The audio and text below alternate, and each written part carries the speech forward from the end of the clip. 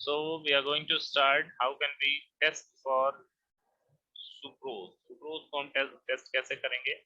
इससे पहले हम लोगों ने पढ़ा था कि कार्बोहाइड्रेट का कैसे टेस्ट करेंगे, तो पेंडिक टेस्ट के बारे में हम लोग पढ़े थे, जिसमें पढ़े थे कि रिड्यूसिंग शुगर को कैसे टेस्ट करेंगे। ठीक है, तो इसमें था रिड्यूसिंग शुगर में जैसे मोनोसेक्राइड डाइसेक्राइड का, तो इसमें क्या जो है पेंडिक रिएजेंट्स था, जो हमारा कॉपर सल्फेट NaOH और टार्टरिक एसिड से प्रिपेयर था, उसमें क्या किए थे कि पेंडिक सॉल्यूशन हम उसमें मिलाए थे, कोई भी जो भी कार्बोहाइड्रेट कंटेंट था या कार्बोहाइड्रेट जिसका हमें टेस्ट करना था, तो उसमें पेंडिक रिएजेंट मिला के उसे 4 से 10 मिनट के लिए हीट किए थे, और हीट करने पे वो ब्रिक रेड हमें कलर दिखा था।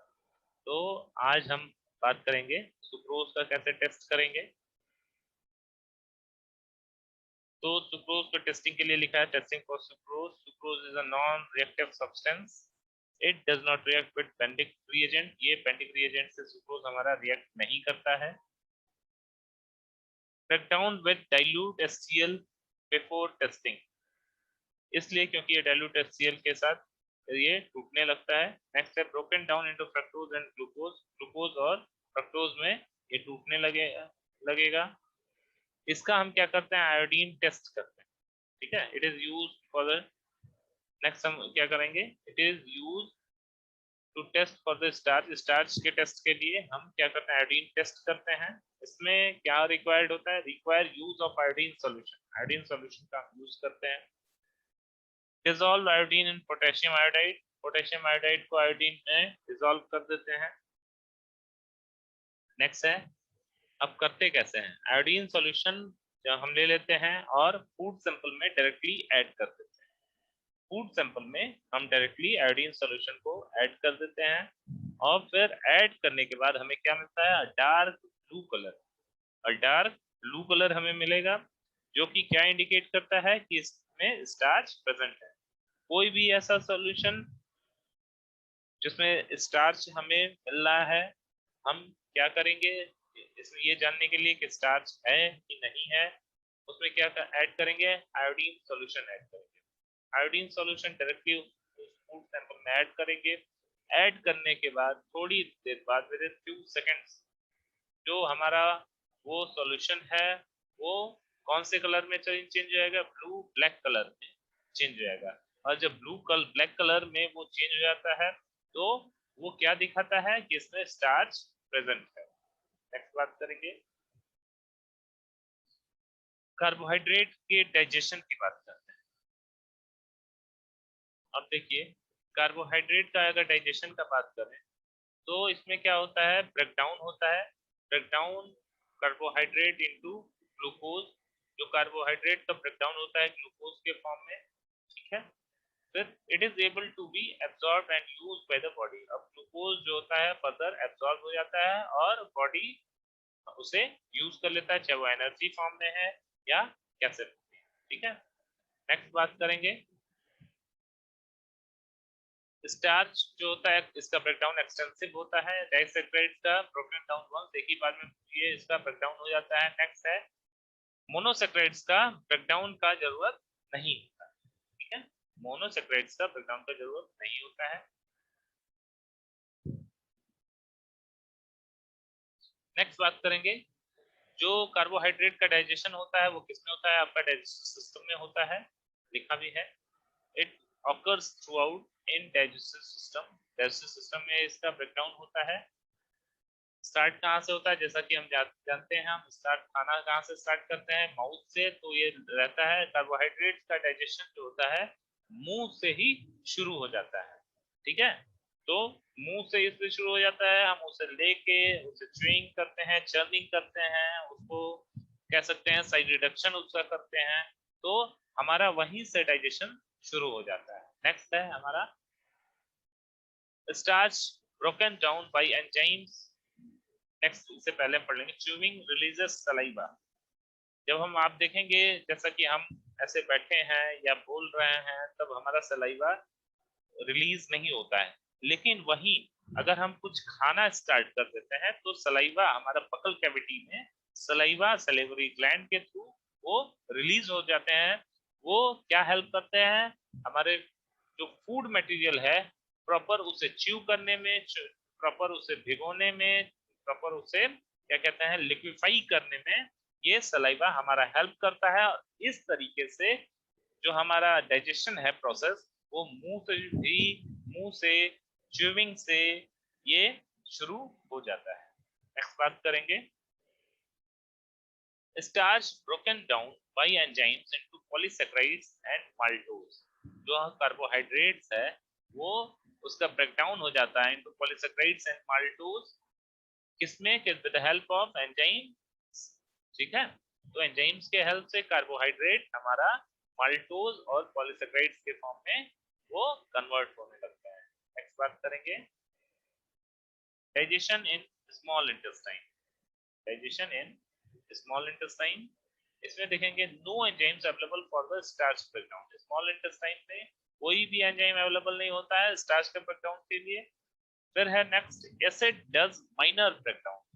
एसिड डज माइनर ब्रेकडाउन, जैसा कि HCl हमारे स्टमक में मौजूद होता है, तो अगर ये कार्बोहाइड्रेट के केस में देखा जाए तो हमारा कार्बोहाइड्रेट जो है इसका जो ब्रेकडाउन होता है एसिड के प्रेजेंस में बहुत कम होता है। ठीक है, नेक्स्ट है, fibre provides feeling of fullness.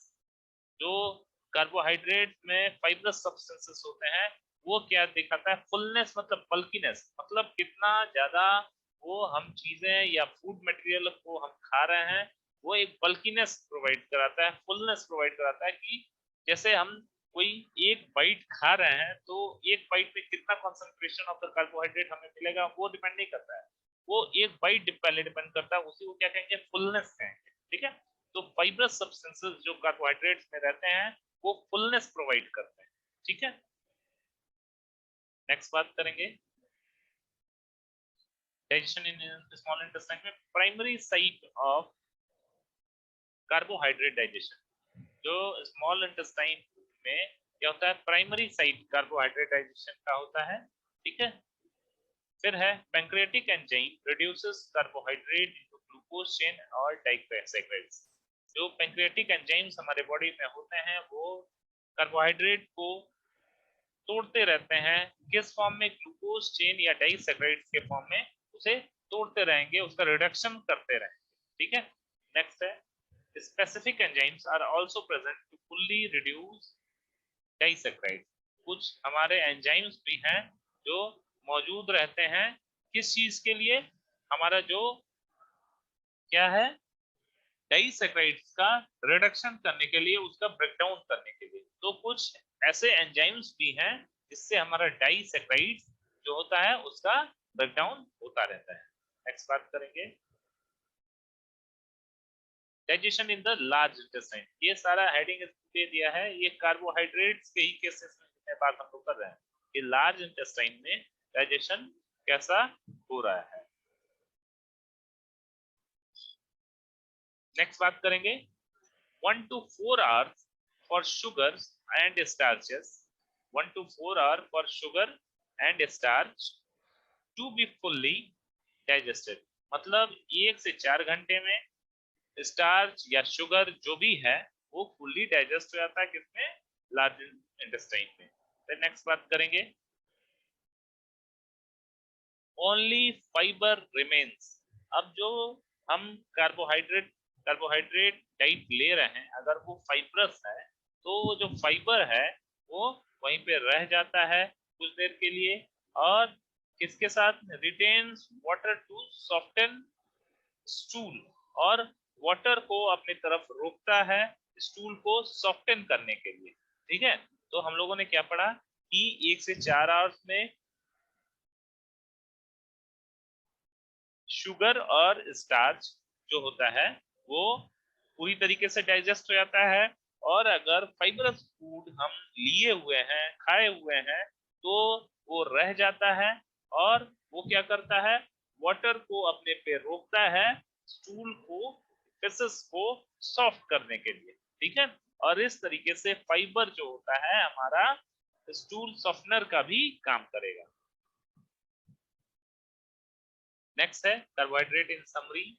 बात करते हैं। अभी तक हम लोगों ने पढ़ा कार्बोहाइड्रेट क्या है, कार्बोहाइड्रेट के वेरियस क्लासिफिकेशंस क्या क्या हैं, उसके टेस्ट क्या क्या हैं, उसके डाइजेशन कैसे होता है। अब बात करेंगे थोड़ा सा शॉर्ट में इसके समरी के बारे में, ठीक है। तो carbohydrates are important for daily living, मतलब हमारी जो जरूरत, जो रोज का बॉडी रिक्वायरमेंट है वो क्या है, कार्बोहाइड्रेट है। तो carbohydrate is the source for the daily body requirement. Next है digestion is a complex and throughout process या through process, मतलब जो इसका कार्बोहाइड्रेट का डाइजेशन जो होता है वो काफी जटिल है, कॉम्प्लेक्स है, और एक प्रोसेस के through he step by step होता है, ठीक है। तो इसका डाइजेशन जो है एक प्रोसेस के through he step by step होता है। नेक्स्ट बात करें, digestion carbohydrate can be tested using various method, जैसा कि हम लोगों ने पढ़ा कि बेंडिक टेस्ट, ये आयोडीन टेस्ट, और भी बहुत सारे टेस्ट हैं कार्बोहाइड्रेट के, जिसका हम अलग अलग क्लासिफिकेशंस कार्बोहाइड्रेट का अलग अलग तरीके के टेस्ट से हम उसे परफॉर्म कर सकते हैं और जान सकते हैं कि ये कार्बोहाइड्रेट या उसके क्लासिफिकेशंस हैं कि नहीं है, ठीक है। नेक्स्ट बात करेंगे, ये कार्बोहाइड्रेट्स इतना ही था। इसमें थोड़ा सा हम फिर से एक बार फिर से रिपीट कर लेते हैं। तो टेस्ट था, टेस्ट सबसे इंपॉर्टेंट है, तो इसलिए बेंडिक टेस्ट और आयोडीन टेस्ट, ये आप लोग भी याद रखिएगा, आ भी सकता है एग्जाम में, या बातें चल रही है मल्टीपल चॉइस वगैरह का, तो हो सकता है पूछे कि कौन कौन से दो टेस्ट यूज किए जाते हैं कार्बोहाइड्रेट्स को चेक करने के लिए या उसको देखने के लिए, उसका chemical test. The following are the chemical test which are used for the identification of the carbohydrates. तो उसमें कुछ ऑप्शन दिया जा सकता है, Benedict test and starch test, ये सारे एग्जाम ये उसमें चॉइस में दिया जा सकता है, तो आप उसमें कर सकते हैं बेंडिक टेस्ट और आयोडीन टेस्ट, या कोई भी एक दिया रहे, बेंडिक टेस्ट दिया रहे या आयोडीन टेस्ट दिया रहे, इसमें से सिर्फ एक ही दिया रहे तो उस एक को, अच्छा आयोडीन टेस्ट को या बेंडिक टेस्ट को हम उस पर ट्रिक कर देंगे। नेक्स्ट बात करेंगे बेंडिक टेस्ट को थोड़ा सा और फिर देखेंगे या याद करने के लिए। तो बेंडिक टेस्ट में हम करते क्या हैं, जो फूड सैंपल है या कार्बोहाइड्रेट सैंपल है उसे हम वाटर में डिसॉल्व कर लेंगे। तो कार्बोहाइड्रेट सैंपल को वाटर में हम डिसॉल्व कर लेंगे, फिर उसके बाद क्या करेंगे, हम उसमें जो पहले से बेंडिक रिएजेंट हमारा बना हुआ है, बेंडिक रिएजेंट कैसे बनता है ये भी हम लोग थोड़ा सा पढ़े थे। तो बेंडिक रिएजेंट को क्या करेंगे, उसमें हम ऐड कर लेंगे, ठीक है। बेंडिक रिएजेंट को जो कार्बोहाइड्रेट सैंपल हम लोग लिए हैं उसमें ऐड कर लेंगे।